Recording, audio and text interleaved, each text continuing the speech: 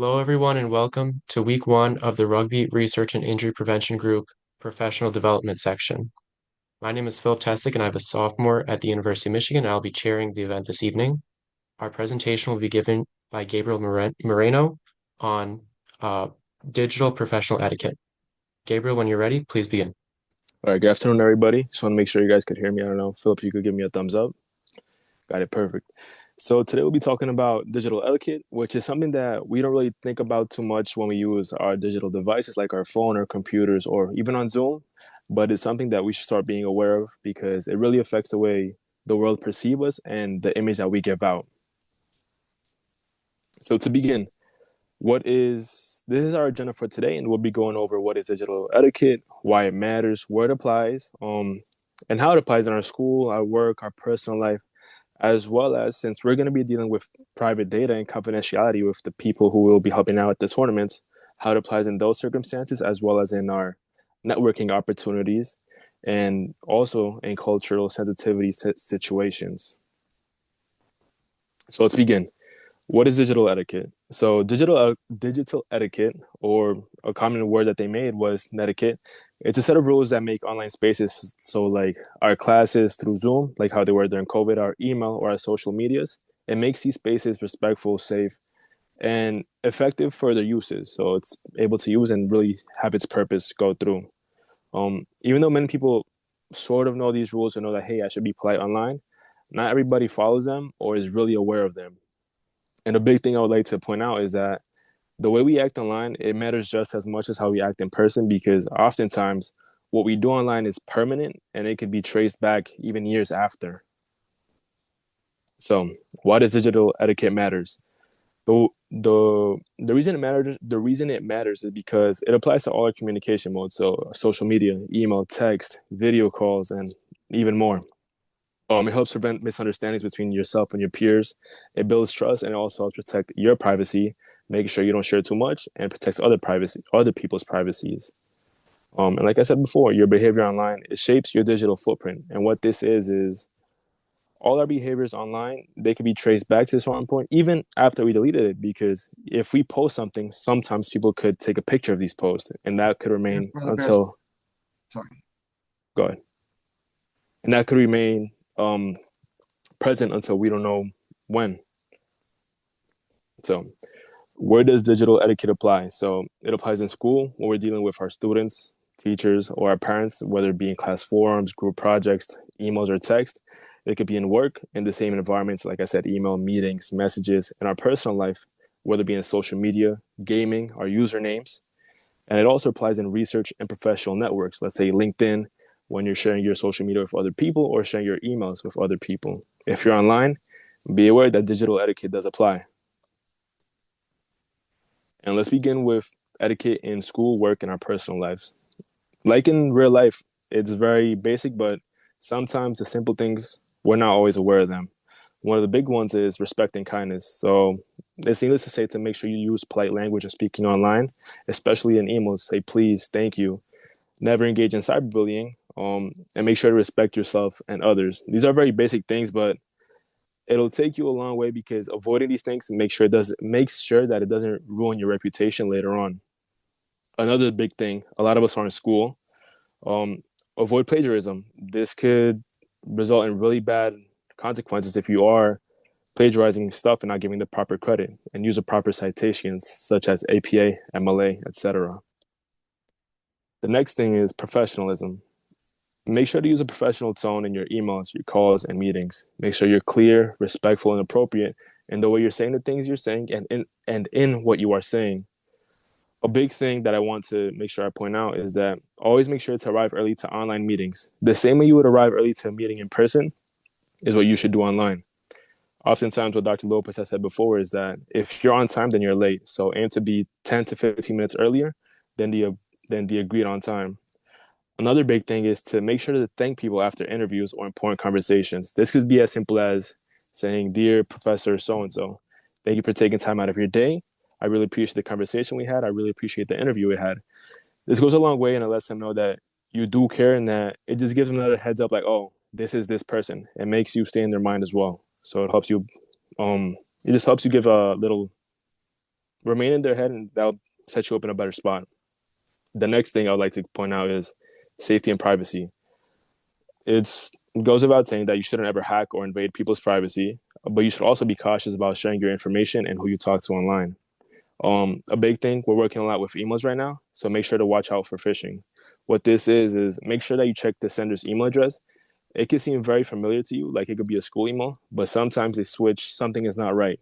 So make sure to read out that email address correctly and be cautious with unexpected attachments or links. When we send out something, we always describe it to make sure people know what we're sending. Now, social media etiquette. A lot of these are basic things, so make sure you think before you post, and what goes online stays online. Even like I said before, deleted posts could be shared if they're saved by other people. Spell check your post. And online is a big opportunity for you to build a community. So respect other people's opinions and celebrate others' achievements. For example, on LinkedIn, you could see what other people are doing. So you could tell them, hey, you're doing a great job. Congratulations on this new position you have. Spread lots of encouragement to other people, and that'll help you stand out. Another thing is don't share your private or inappropriate info. So this could be your personal info, sensitive location, or anything you wouldn't want to be said out loud. A big thing I would recommend is that if you're in doubt, you might as well just leave that information out. Now, for email etiquette, this is something I like us to pay a bit more attention to because we're all sending lots and lots of emails right now.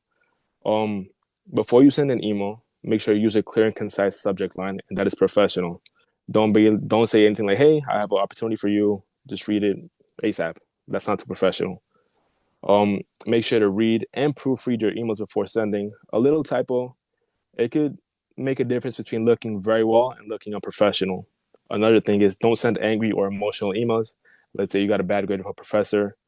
Be professional in the way you address these things. Another thing is to treat these emails like a handwritten letter and be very polite and thoughtful. A big thing is to show respect to people. So if you're sending things to a professor or established professionals in their fields, address the recipients by the correct titles and include their credentials and certifications. These could be doctor, professor, PhD, MD. If they're a master's student, put their master's. People work hard for these certifications and credentials, and it's a sign of respect to acknowledge them. And it shows that you care enough to look them up and see who they are. Like I said before, thank others for their time that they have given you to learn more about you or to offer you opportunities. The next thing is create a professional sign off. Right here, I included an example, but most of the time, sign offs include sincerely, best regards, very respectfully. And that also includes your name, your organization, or your school, and some basic contact info. This is an example of mine that Dr. Lopez helped me make. Here has my name, my university, the program I'm in to RIPG, my email, and my contact information. Now, these are some basic email things such as CC, BCC, and reply all, and when to use them. So for CC, you use this to include others for the information that was sent. So make sure that everybody sees it, but not because you want a response for them. In this case, everyone can see who's included in the email. So if I send it to all of you, you could all see each other's emails. BCC is like the same thing, except you won't see anybody else's email. And reply all is something that we use to make sure that we keep continuity in the conversations we have with other people and to avoid spamming. And make sure that you use this wisely so that you don't spam people's inboxes. The next thing I'd like to address is attachments and documentation. A good rule of thumb is to always describe what you attach in an email so that people know what they're clicking on. This helps prevent any like cautiousness or to prevent them thinking that it's a phishing email. Um, like I said before, after in-person or phone meetings, you could do this as well and send a follow-up email summarizing everything that was discussed in this meeting. This helps keep everybody aligned and on track, and also keeps a record for future reference of what went on in this meeting. So now for texting, this is something we all do, and we don't really pay much mind to it. But when we're gonna text a professional or one of our peers, it's not the same thing as texting our friend. We should double check for spelling and grammars before sending, and be clear and direct. Oftentimes, keep these texts short, and if you need something longer, send it through email or a phone call if they are willing to accept that. Um, Another thing is to be polite, and I'd recommend not to use emojis because they could be seen as unprofessional. These are your peers, and while they could be your friends, it's a line that you don't want to cross. Now, some of the don'ts that I would say is don't text while someone is speaking to you in person because that's very disrespectful, and don't share private or sensitive information through text. Another thing is don't expect an immediate reply, and you should learn to respect other people's time. So don't text too late or too early. Now, for confidentiality and data privacy. In what we're doing, which is sports, health, and research, protecting privacy is a legal and ethical responsibility. And there could be like very real legal repercussions if we violate things like HIPAA or anything like that. So make sure that you only use secure and appropriate channels to share research or health information. Or like right now, like what we're doing, make sure that we send it only when it's permitted and treat all these digital files as being potentially permanent. Make sure that everything you send, understand that it could be there forever. Something that we shouldn't do is to share sensitive or personal health data about athletes, patients, or research participants online or in group chats which aren't secure. And make sure to not ignore privacy laws like HIPAA or GDPR, which is in Europe, because these violations, like I said, they have serious consequences. I would say like a good rule of thumb is when you protect people's data, it protects them and it also protects your reputation as a professional. Now, for networking and your digital brand. So oftentimes, a brand like Nike, we respect those big brands. And we all have our own brand, especially with our accounts online. Our digital brand is our professional reputation online. And this is what people find when they look us up. So let's say if you look me up, you'll find my LinkedIn, my Instagram, things like that. What are the pictures that I have? What are the posts that I have? A big important thing is to make sure you connect with mentors, peers, and professionals and people with like interests so that you build a community around what your interests are. Make sure that you use professional language and a clear and professional photo. That way people could connect the face to the name and it's easier to find you. Another thing is to avoid posting controversial or unprofessional content because employers and schools will look you up and it's very likely to happen. And like I said before, I keep harping on this because it's very important. Thank professionals and mentors for the time and make sure to always follow up after informational interviews or career talks. The next thing is engage. When people are doing well, celebrate it, like it, comment it. It'll show that you're engaged in other people's success and it really helps you out. The next thing I like to address is to make sure that your digital brand is something that you're proud for everybody to see in public. Be proud of the things that you do. Now, for teamwork and collaboration tools. Right now, we're all a big team and we're working towards a common goal. And most of the work that we do is in Google Docs, Excel, Teams, Zooms, Google Sheets. We're working together for this common goal. So, good digital teamwork includes meeting deadlines and communicating clearly about our expectations and responsibilities. This could go as simple as sending Philip or sending Asha an email like, hey, can I please get an extension? Or asking Dr. Lopez if you could get an extension. Another thing is to respect the hierarchy. If you know you have to go through Asha and Philip, respect that before reaching out to Dr. Lopez. The next thing is to respect of the version control on the documents that you're addressing. Always check before deleting or making a big change to a shared file. Um, and another thing is that instead of changing the file, you could add comments which will be visible but won't exactly change everything. Um, Another thing I like to say is to invite everybody's voice and encourage quieter teammates to contribute as well. A clear and strong digital etiquette makes this team more efficient, respectful, and successful in their goals. So now, digital presentation and communication skills. Before you begin any presentation or a meeting, make sure that you're dressed professionally, and even if it's just for something virtual, dress as if you're going to be in an in-person interview or in an in-person conference. Make sure to choose a quiet, well-lit, and uncluttered space. And if it is a little bit cluttered, which happens, you could blur your background. Many of the apps for online meetings, they have this option. And if you do have a meeting, make sure and if you do have a presentation, sorry, make sure that you're well prepared to deliver your information. During the presentation and meeting, be attentive if there's a Q&A. Listen, thank for the questions, and respond thoughtfully. And if you do have questions, ask them. It's very important to show attentiveness by looking at the presentation because if my attention is over there, it may seem like I don't really value what the person is saying. Your attention is very valuable, and it's a very important resource that people appreciate when they're presenting. Another thing is that we have tools on these applications, like the raise your hand, the thumbs up, or different reactions. Use these as tools to communicate without interrupting somebody who's speaking. And make sure you just keep your mic muted if you're not speaking. Now, for cultural sensitivity, this isn't something we think about too often, but it's very important as we'll be working with professionals who are involved in rugby throughout the entire globe. A big thing would be to avoid slang or pretty much, yeah, like slang that we use here that might not really translate in other countries. And if we're going to speak, just speak simply and clearly. And if they're a bit confused, you could clarify. A big thing is timing and scheduling.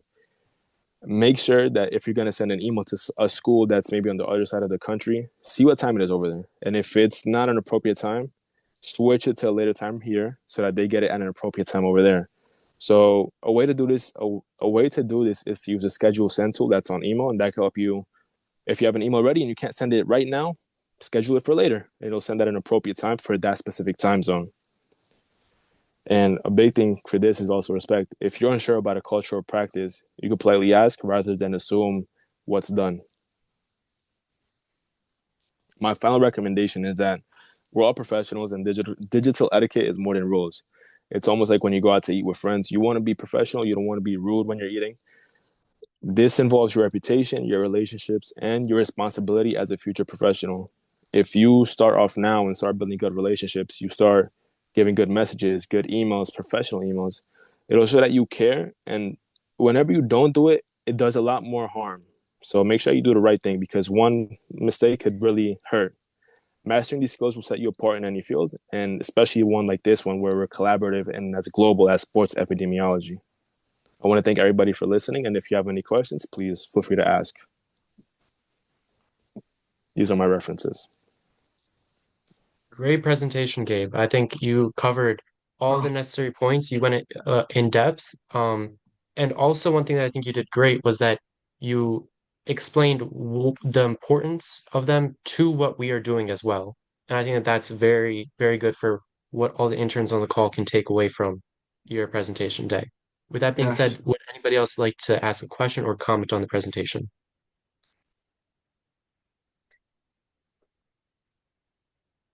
Dr. Lopez? Yeah, no worries.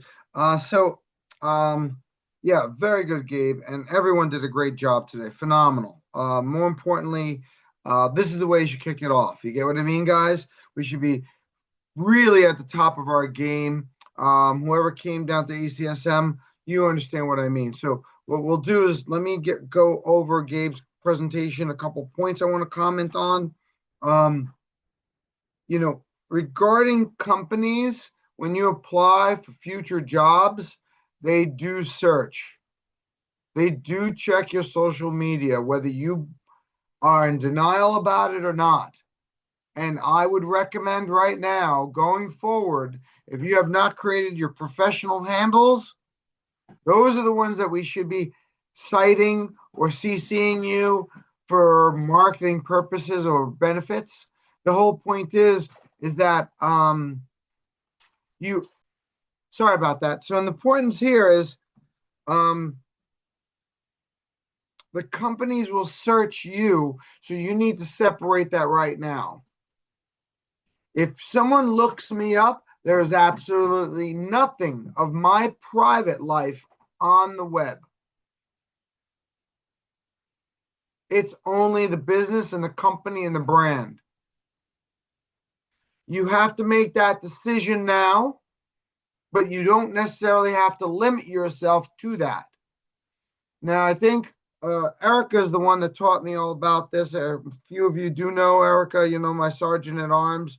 Her big company made her search all the applicants' social media profiles because she was so savvy with that. And she really didn't she thought that was a fine line of border of privacy intrusion. But again, everyone, Gabriel said it. If you put it out there on the internet, on the wide world web, it is public notice. So I'll say it again. You will have to separate your social media from private and professional. Going forward right now, if any of you are considering healthcare profession, you should consider doing this right now. You should really just have your private stuff private and keep your professional stuff as professional. How do you do that? You just have to make all those handles straight up Dr. VLJR, or Dr. V Lopez Jr. You need to make that decision right now. And I would probably rearrange everything, skip all that, because I'm telling you, Erica's not on this call right now, but she'll tell you she had to bring up pictures of people. You know, it's great. Listen, everyone's got friends. Everyone's got friends from college. You know, you've played rugby. We've all done things. It's fun. But the problem is you cannot have that unravel into your professional world. People are just looking for a reason to exclude you. Gabriel, Philip, what were the numbers we were looking at in applicants and to medical school and some of the numbers we saw there? What was that? Just to get an interview, gentlemen, what were we looking at? About 10% to give an interview, give or take, and 3% acceptance total per university All level. right, so it was 5,000 applicants, 1,000 people interviewed for 150 seats. If they find something, it excludes you immediately. All right, everyone? So again, separate your social media, right? Because the companies do searches. And when I say companies, I'm speaking in general, medical schools, residencies. If you don't think that, you know, think about it. I'm 55 and I'm well aware of all the social media. I know when you guys are doing wrong on social media. We just had our conversations before. You know, I you just have to be savvy now. It's it's no longer the old school. The old school now knows. And that's the that's a difficult thing for you guys because you need to now separate that. So on that note, tools in presentations. I know you can do thumbs up, hands up. Dr. Barone, the director of Lincoln Sports Medicine. I can't stop quoting the man, right, Lawrence? The importance here. Just because you can doesn't mean you should. So, Ritvik, I know you were underlining things in your presentation. And gentlemen, ladies, I do not want you guys to get upset about this. I'm giving you examples because it's easier for you to mentally wrap your heads around these things. Ritvik, I wouldn't have done the underlining thing. It's very distracting. I probably would have just changed the color. I don't use yellow or red. I always use like an orange or a subdued color in my presentations or posters. Whoever presented a poster knows what I'm talking about. Whoever's been with me, the whole idea is that it's a little easier on your eyes. Also, your PowerPoints, never do them in white. It's blinding. After 15 slides, no one's going to be able to see what you're talking about. Emails. Add on to the reply all. Thank you, Lily. Like I said, I just had to scroll down. I was just looking for the other like bio sketches, and they were there. You need to learn this technique. I guess, Lily, how do you explain it, right? Why don't you try explaining that? I guess my biggest thing would be if you're replying to an email and you're kind of continuing the conversation, you make sure you reply all, or usually like if I'm sending documents, so like I sent Dr. Lopez a few bio sketches the other day, and then I got one updated that I had to add to it, so I just went back to the same chain, I replied all. So when he goes to that chain, he just scrolls down, the other three bio sketches were there, the new one's also there. So it's just one click, just a scroll, and everything's kind of in the same place.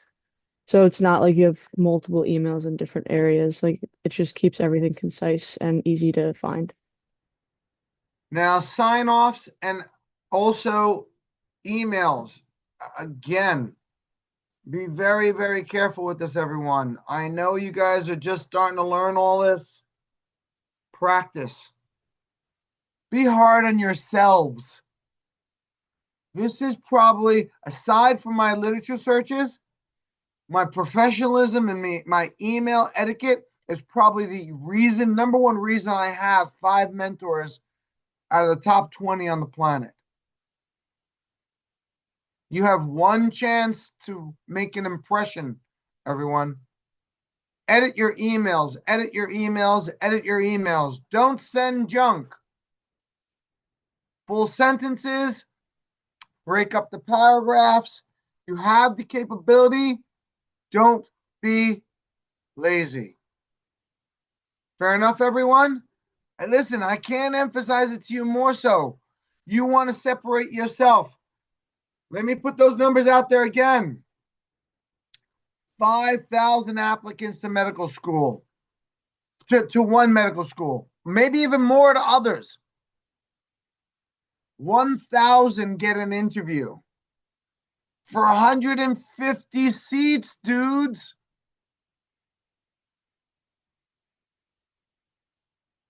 How do you separate yourself from the pack?